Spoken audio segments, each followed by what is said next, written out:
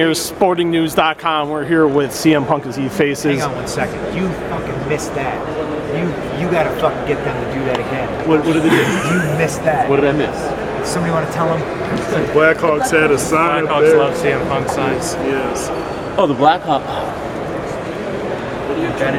It's a fail. It's an epic fail. Everyone's gonna tweet about how happy they are that you suck at something. Yeah, you might want to go. That sign's up there somewhere. All right. Hang on. Wait. We're gonna get him to do it. We're gonna get him to do it. Look at this. Look at this. Wait, where am I looking? Fighting us. Oh, look at that. Just around the corner. Is that something? This is something. Amazing. You got that? How rad is that? That's I'm done. I don't gotta fight. That did it. That was it right there. That was it. Yeah. I mean, what does it get any better than that? I don't know, man. You sang the freaking 7th inning stretch. You got your own jersey the other night, so that's what I would be excited about. Man, everything's coming up Millhouse. It's my last name, actually. It's close to it. Close. We'll start again. Stephen Milhausen here for sportingnews.com at UFC 225 Ultimate Media Day. We're here with CM Punk as he faces off against Mike Jackson on Saturday night. I was with you for 6 days, the last 6 days, and we talked. For 6 days? Well, we were together from Memorial Day, the last Tuesday from until actually a week. Sorry you said that. Not as sorry. Hopefully, how are you feeling? I know it's been 48 hours. Me and you chatted very briefly after the proceedings and everything. 48 hours or so later, how are you feeling? I feel amazing. I'm happy. You know, for a long time, that's all I wanted was to be happy. You know, and a lot of things got in the way of that, and now, hopefully, it's just in the past. It's in the rearview mirror. You know, like leave me alone. Let me go. Let me live my life. We won't tell anybody. I'm super stoked. I got a smart, beautiful wife. I got a crazy dog that looks like a hyena. Are they trying to get rid of you? Are they trying to get rid of the old? You know, that's what it's about for me. So, you know, it's about me making sure they're happy, and in turn, I'm happy right now. And I got to be the happiest kid in Chicago right now. You know, I asked you the other day when it would sink in, and you said you weren't too sure. Has it sunk in yet of everything that happened? No, I don't think it. I think because obviously I'm still being propped up by this thing I have to do on Saturday. That what the results of the trial and anything else that happened this week probably won't sink in until Sunday. You know, I get some food in my belly, win a fight, get some pizza in me, have a great night's sleep. I think when I wake up Sunday, I just think, you know, the world's a little bit different. No, I've seen no one bring this up to you in interviews like you've done with me and some other outlets about what if. Did you ever think about pulling out of the fight, just considering the way you found out the trial was going to be right around at this time? Was there any thought in your mind of maybe let's postpone this another month or two, and then so I can fully focus more on the fight instead of having to worry about the trial? No, I never thought about pulling out of the fight. That's probably where like the stubborn to a fault part of Phil comes in. But UFC was nothing but supportive. Everybody knew this was going on. I was supposed to do, you know, a big media day starting at 5 in the morning, 6 in the morning on Tuesday, and they were just like, you know, whatever. You know, you gotta tackle this before you can worry about any. Don't worry about us. You know, we got your back. And to have a company say that and be behind you for the first time in your life is pretty amazing, and it literally made me feel like I didn't have another thing to worry about. So in turn, you know, I hit the ground running. As soon as the jury favored in my direction, I was in a car going to the Cubs game to start my media days and stuff like that, which is pretty wild, but I think it makes for a funny story. Never once thought about pulling out of the fight. My wife is a diehard Cubs fan. Uh-oh. Sorry. Ariel knocking stuff over. Ariel Helwani. You do that? Show Alistair some respect. My wife's a die-hard Cubs fan, and I'm a Sox fan. I'm not gonna lie. Hopefully, I'm not sorry. We won a world championship before you guys, so I at least have something. My birthday, no less. That's sorry for you then.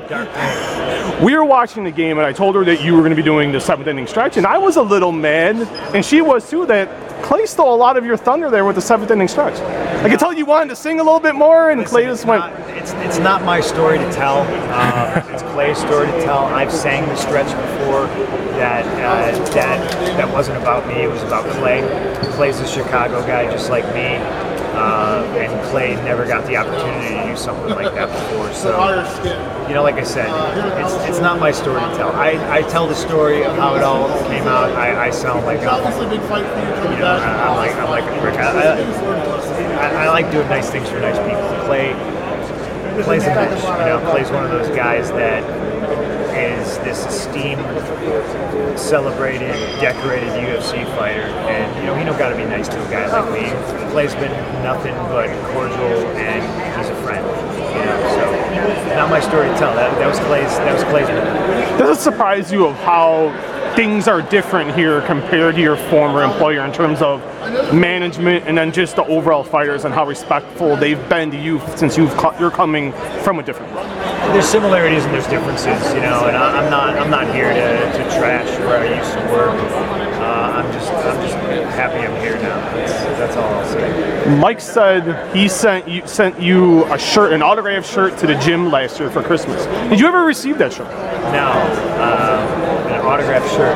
Yes. Did he sign it? Yes. Oh wow, that's a collector's item. No, I don't think I got that. He's been doing a lot of hype for the fight. It seems like this is your journey, and he's just a part of the journey because you haven't mentioned him much at all. Do you agree with that assessment? I agree with it to a point. I think it's both of our journeys. We're fighting. It's not like he's fighting with an arm tied behind his back or anything like that. He's got just as much chance as I do. It comes down to skill and will. Find out Saturday who's a better man. I think people tend to have a skewed perspective on that. Like, oh, Mike didn't get to do the open workout. Like anybody wants to do the open workout. Like, oh, Mike's not here. Like anybody wants to do this on the day before you weigh in when you're the most depleted. I think everybody's the hero of their own story. So in a way, yeah, to me, this is about me. I don't care who I'm fighting. It could be anything. You looked really good on Tuesday. I thought you looked in good shape. How do you look good today? How are you feeling as you're about to weigh in less than 24 hours? I feel great. I had an amazing workout with the team yesterday. Me and Serge were killing it, and Serge looks sharp as hell too. And I feed off that. Shadowboxing, looking over, watching Serge, and just seeing how focused he is helps me retain a better focus. I feel great. I don't know how I look. I look better, but that's what happens when you cut weight. Imagine how good I'm going to look next Tuesday. Oh, fat. Can't wait. Giordano's? Yeah, I'm not going to discriminate. I might order one from Pequod's. I might order 5 from Giordano's, and I'm going to order one from Lou's. So, one big happy family. What impresses you most about Sergio Pettis? Big fighter. What impresses me most about Sergio Pettis is his positive attitude, and he's somebody who is, by default, grown up in the shadow of probably one of the greatest modern MMA strikers of all time. And he didn't let that deter him. He hasn't let that define him. He's not Anthony Pettis' little brother. He's Sergio Pettis, and he somehow almost doesn't have a chip on his shoulder.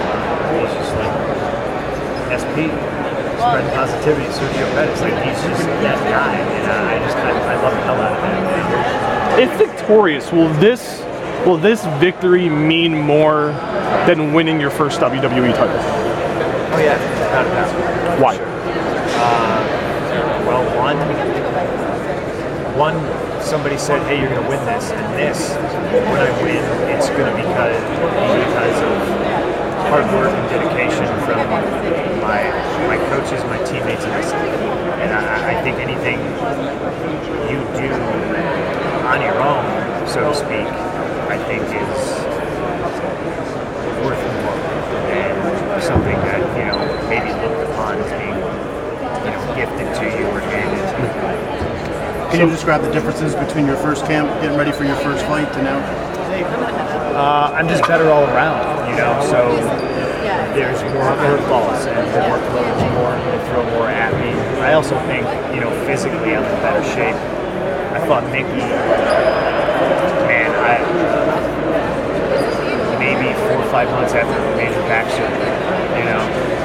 So as much as I would have told you I felt great back then, I feel even better right now, you know, and everything's firing on all cylinders now. So it's just, I think the workload, mentally, they gave me more to deal with the second camp, and physically, I think I was sparring more. I was just doing more of everything. We know what Duke obviously brings to the table as a coach for a fighter, but we talk mental game. How important is it to have him as a coach, and what does he provide for you mentally, you know, outside of the physical training? Duke is everything, you know.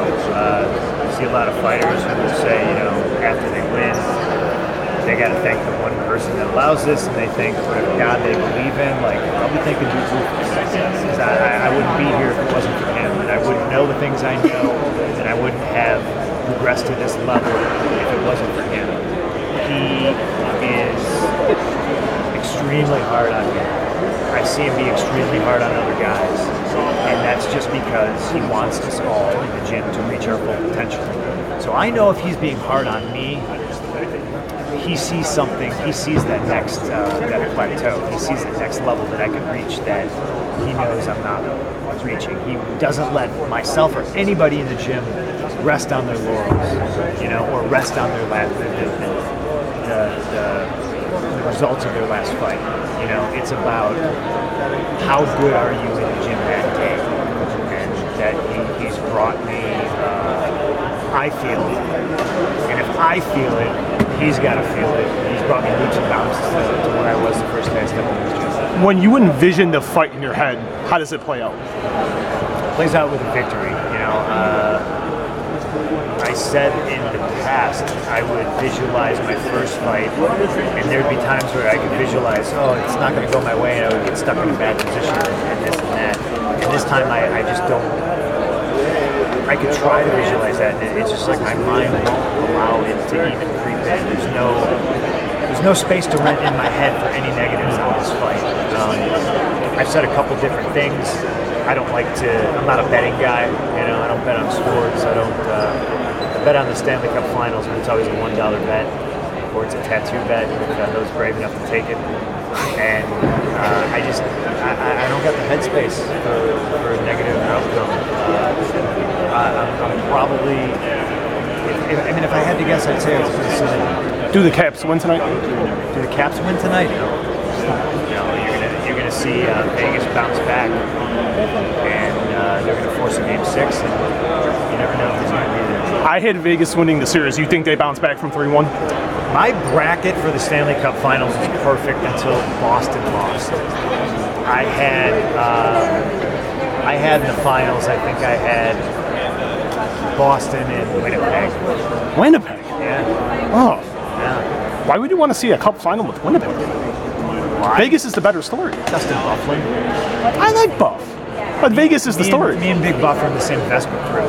Okay. We're like, you know, big weird guys who drive Vespas when it's 30 degrees out in Chicago. So, but yeah, I picked Vegas to win once the finals were set, and it ain't over yet. You know, I still got faith. What do you think of Colby Covington's promo skills? I couldn't tell you because I haven't watched one of his promos. Not at all. Haven't heard some of the things that he's said over the last. I hear the sound bites and like the fight commercials and stuff like that. If I had advice to give him, which you didn't ask for, and he hasn't either. That was my next question, actually. You don't gotta yell. You don't gotta scream. You know, since Hogan did it in '84 doesn't mean you got to do it. Do you think that's what he's trying to do, though? He's trying to elicit a reaction with his words. Oh, yeah. That it may not actually be how he truly feels, but it's something that, you know. Yeah, I don't know him. I've never met him. Yeah. So you know, it's one of those things. It's like if I answer a question about him, am I answering about the guy that he only shows in front of the camera, or like the real guy? I don't know. Can that be effective in MMA, you think, what he's trying to do? I really don't think it's effective anymore. Okay. I think you can loop it into the umbrella Conor effect. You know, well, Conor's a different guy. You know, Conor's a special guy. So Conor can do and say things and get away with them, whereas opposed to, like, I don't think a lot of other people can. And Conor doesn't, honestly, to me, feel like he's playing a part. Conor's confident. So his promo skills are pretty good. Conor's a decent talker. You had a large weight lifted off your shoulders yesterday with the trial. Congratulations. Thank you. You seem like a guy that you have a kind of integrity about you, where your reputation and what your word is means a lot to you. How much did this consume you the past few years, knowing that your reputation and what you kind of stand for is on the line? It consumed a lot of me, and it consumed a lot of my life savings and my life work. But at the end of the day, what's your word worth? I had this guy basically, in my opinion, trying to run a hustle and score some money in a settlement. And I know he hired a firm that famously would just get a big lump money sum from settlements. But it sounds kind of cocky, but it's short to the point that I paint the picture like you're fucking the wrong guy. Like to me, my word is worth more than any dollar amount. And I had a guy telling me that my story and the way my health was disregarded was untrue, and that was absolutely false, and it hurt, and going through it sucked, and it's over now, and I just feel restored as a person. I'm like whole again. This whole experience and your kind of tough breakup when you left the WWE, does this tarnish your feelings towards your career as a wrestler and the good memories that you did have? No, the good memories are good memories. The bad memories are bad memories. It's like it's kind of the way I look at music. There's good music and there's bad music. I try not to lump things in. It's like if I was going through a bad period and the first time I heard a really good song, like I don't go, oh, that's a bad song. It's still a good song. I might have memories attached to that, but maybe sad or negative. But I don't throw the baby out with the bathwater. Like wrestling was good to me. It always was. Certain companies weren't. And staying on wrestling, your thoughts on Ronda Rousey? It's kind of similar trajectories. You went from wrestling into UFC, she went UFC to wrestling. What do you think about her going over there and her performances recently? I love Ronda to death. I think she's a great example of somebody who has done something her entire life. And I think people don't know, maybe they don't care, they just see the Ronda that has fought. This is a girl who grew up on judo mats. Like, when it's time to move on to something else, it's nobody else's business. It's up to that individual. And if she was over it, and she didn't want to do it anymore, I tend to think people as strong-willed and as strong as Ronda tend to maybe hang out for too long.